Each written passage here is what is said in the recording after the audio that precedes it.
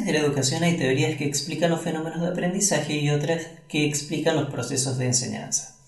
Se podría argumentar que el ser humano es el resultado de la interacción educativa dentro de un contexto social, y aunque suene complicado, esto es más o menos así. Desde los primeros segundos de vida, un bebé está expuesto a estímulos que le enseñan a vivir. Luego, la familia le enseñará el idioma, las normas de comportamiento social y la cultura. Más tarde, la escuela continuará este trabajo educativo junto con la familia y el entorno social. Ahora bien, es claro que enseñanza y aprendizaje van juntos. Sin embargo, a medida que la persona desarrolla habilidades, va ganando en autonomía. Es por ello que, con el paso del tiempo, el aprendizaje puede darse de manera más o menos independiente. En la infancia y hasta la adolescencia hablamos de pedagogía para referirnos al aprendizaje que resulta del dictado de clases. En el nivel medio, los estudiantes tendrán la oportunidad de aprender con la ayuda de los docentes, pero también de manera autónoma. Ya como adultos, podrán manejarse de manera independiente o autodidacta, de allí que el trabajo del docente universitario sea más fácil que el del nivel primario. Volviendo a las teorías de la educación, algunas de las teorías dan cuenta de cómo podemos aprender de manera autónoma, leyendo libros o accediendo a la web. En este video veremos las teorías de enseñanza, pero son un poquito más complejas porque deben ser pensadas como parte de un proceso de enseñanza-aprendizaje. Por ello, hablaremos de las teorías en las que este proceso es simultáneo, como sucede en la educación presencial, y teorías en las que se enseña a través de tecnologías y se aprende en otro momento, en otro lugar, como en educación a distancia. Las teorías que presentaré a continuación son aquellas que tenemos en cuenta al diseñar nuestras clases virtuales. Una teoría clásica de la enseñanza es la del andamiaje de Brunner. Esta teoría tenía a la base el constructivismo social de Vygotsky, pero especialmente su teoría de la zona del desarrollo próximo. La idea central es que un niño construye significados cuando interactúa socialmente con otros. Brunner creía que cuando el niño comienza a aprender nuevos conceptos necesita un apoyo activo por parte de sus maestras y entorno cercano. Esta ayuda técnica la llamó metafóricamente andamiaje como una referencia a la construcción de conocimiento. En un primer momento el niño será dependiente de esta ayuda, pero a medida que desarrolla habilidades cognitivas y pensamiento independiente, el andamiaje podrá ser retirado. Por ejemplo, al enseñar la suma, la maestra deberá ser muy concreta e indicar siempre qué se está sumando, ya sean caramelos o remolachas. Al tener los elementos enfrente, el niño podrá verificar el proceso. 2 más 2 caramelos resulta en un total de 4 caramelos, algo verdaderamente deseable, que es muy distinto a tener 4 remolachas, algo que nadie quiere ver. Así, la experiencia de vida llena de significado va cobrando sentido en la mente del niño. A medida que el niño aprenda a generalizar y a extraer la operación, se podrán retirar los ejemplos concretos y dejar solo los números. En todo caso, no es una teoría solo para niños. Acompañar el crecimiento de la persona, los docentes crearán andamiajes adecuados al nivel de desarrollo de los alumnos y objetivos de aprendizaje a alcanzar. Incluso en la universidad, seguimos creando andamiajes más complejos para promover la adquisición de nuevos saberes o habilidades. Otra teoría con importantes aplicaciones al diseño didáctico es la taxonomía de Bloom. En 1956, Benjamin Bloom presentó un modelo jerárquico de objetivos de aprendizaje que se popularizó con el nombre de taxonomía de Bloom. Este modelo organizaba las tareas educativas típicas del aula como comparar o recordar definiciones en 6 categorías distintas en orden creciente de dificultad cognitiva. Estas eran conocimiento, comprensión, aplicación, análisis, síntesis y evaluación. Esto permitió sentar un lenguaje común para arbitrar las actividades del aula y ponerlas en relación a los objetivos de logro. Como pasa frecuentemente en educación, algunos de sus detractores criticaron que este modelo jerárquico imponía secuencias artificiales y descuidaba algunos aspectos de la organización de la clase. En efecto, el modelo prioriza las actividades en función de las necesidades del alumno. A partir de este enfoque, los docentes logran articular los objetivos de logro con el nivel de desarrollo de los alumnos y las posibilidades técnicas. Con los años, el modelo fue revisado y actualizado por varios otros autores. En el 2009, Andrew Churches presentó la taxonomía de Bloom para la era digital. Este modelo actualizado se centra en las actividades de aprendizaje mediada por tecnología y presenta la creatividad como la actividad cognitiva de mayor complejidad. Ahora bien, si le pido que piense en alguien famoso que sea muy inteligente, seguramente vendrá a su mente Einstein. Rara vez la primera elección es alguien como Federer o Messi. Por mucho tiempo se ha supuesto que la inteligencia es solamente la capacidad lógico-matemática. Howard Gardner cuestionó este mito con sólidos fundamentos. La teoría de las inteligencias múltiples de Gardner postula que la inteligencia humana está compuesta por 8 habilidades cognitivas distintivas, algo así como computadoras especializadas en distintas tareas. Estas son musical, visual espacial, lingüístico verbal, kinestésico espacial, interpersonal, intrapersonal y ecologista. Estos tipos de inteligencia representan las distintas formas en que procesamos la información y cada persona tiene de manera natural algunas inteligencias más desarrolladas que otras. Pero esto no es una fotografía estática, las inteligencias se pueden entrenar a lo largo de toda la vida. Lo que sucede es que todos tenemos las 8 inteligencias, pero desarrolladas en distintos grados. Por eso, algunos son mejores para el arte, otros para la filosofía y otros para la psicología. Incluso es bastante sencillo conseguir un perfil de inteligencia a partir de un test muy popular en la web.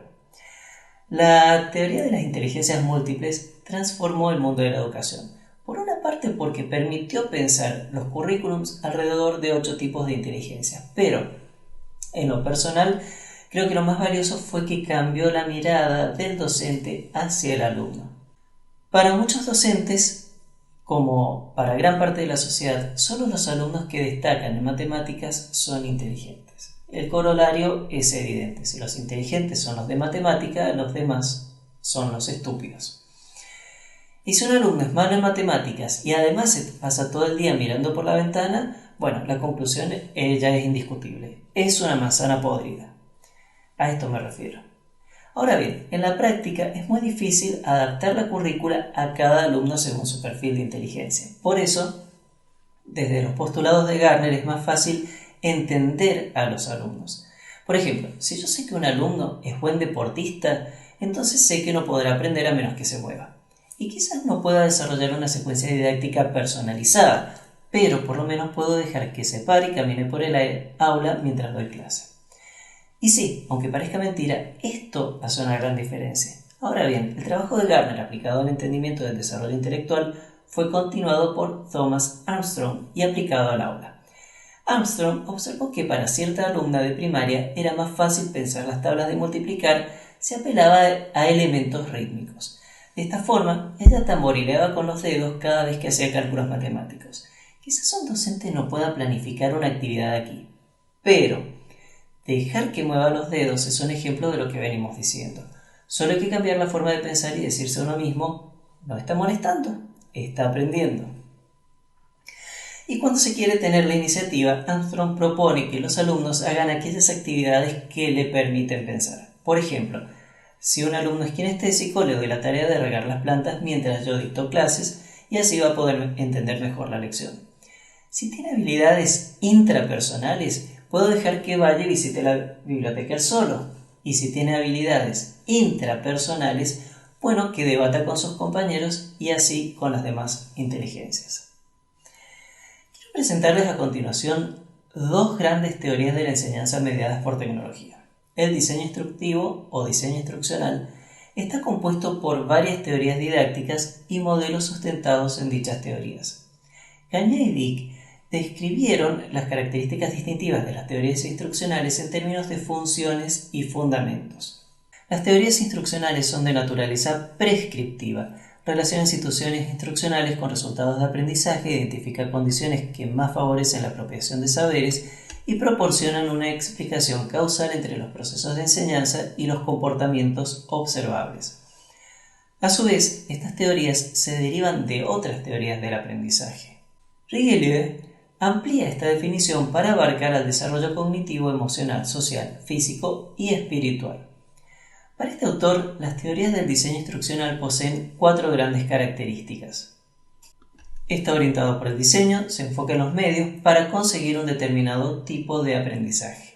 Identifica métodos instructivos que propicien el aprendizaje junto con los contextos en los que puede usarse y aquellos en los que no debería usarse. En todas sus teorías, cada método puede descomponerse, a su vez, en más componentes metodológicos. Esto previene las grandes generalizaciones que omiten la individualidad del alumno. En efecto, en su utilización siempre se llega a un profundo nivel de detalle. Y por último, los métodos son probabilísticos más que determinísticos. En otras palabras, el resultado no puede garantizarse en todos los casos dado que el aprendizaje es un fenómeno complejo. Es decir, que el diseño instruccional conforma una guía bien sustentada en el plano teórico que funciona en casi todos los casos, pero no siempre de la misma manera. Es como la física. La mecánica clásica dice lo que siempre va a pasar y la mecánica cuántica lo que va a pasar en la mayoría de las veces. Diseño multimedia. Aquí también se parte de las teorías del aprendizaje multimedia para construir una serie de principios aplicables al desarrollo del material educativo. La teoría de la carga cognitiva considera que la interpretación del material educativo conlleva una dificultad interpretativa que puede ser mayor o menor y se denomina carga cognitiva intrínseca.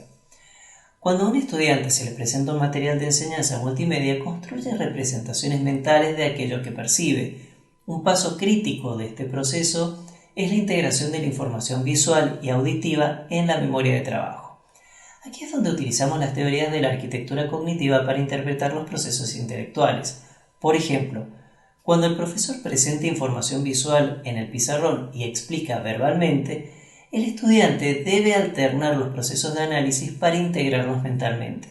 Dicho proceso, cognitivamente demandante, consume recursos intelectuales que de otra forma estarían disponibles para otros procesos de aprendizaje. Richard Meyer presentó un modelo basado en 7 principios para el diseño del material educativo. Principio multimedia. Los diseños instructivos que comunican desde la palabra y la imagen resultan en mejores aprendizajes que cuando se sustentan solo en la palabra. Principio de contigüidad espacial. Los estudiantes aprenden mejor cuando el texto y las imágenes correspondientes se presentan juntos en pantalla o en papel, en contraposición a los textos que refieren a anexos o ilustraciones separadas. Principio de contigüidad temporal. Los estudiantes aprenden mejor cuando el texto y las imágenes asociadas se presentan simultáneamente y no de manera sucesiva. En este caso, la recomendación es presentar las ilustraciones con etiquetas textuales. Principio de coherencia. Excluir del material las palabras, imágenes y sonido poco conocidos que impiden el aprendizaje.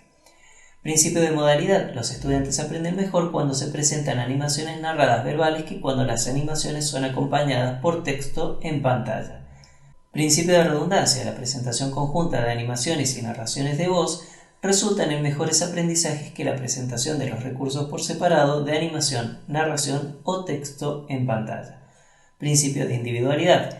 Los efectos del diseño son más fuertes para los estudiantes con poco conocimiento que para aquellos que cuentan con grandes conocimientos. Tanto la teoría del aprendizaje multimedia de Meyer como la teoría de la carga cognitiva de Soler, Merriam-Büer y Paz se sustentan en la teoría de la arquitectura cognitiva humana sobre la forma en que los materiales multimedia son procesados por el alumno. Todos estos principios ahorran mucho tiempo a la hora de desarrollar el material educativo. Ya no se trata de pensar en las teorías del aprendizaje y tratar de inferir en cada caso qué representación es la más conveniente, sino que con estos criterios a mano el docente solo tiene que elegir el principio que se relaciona con el objeto de aprendizaje para así diseñar su material de clase. Bueno, muchas gracias por acompañarme hasta acá.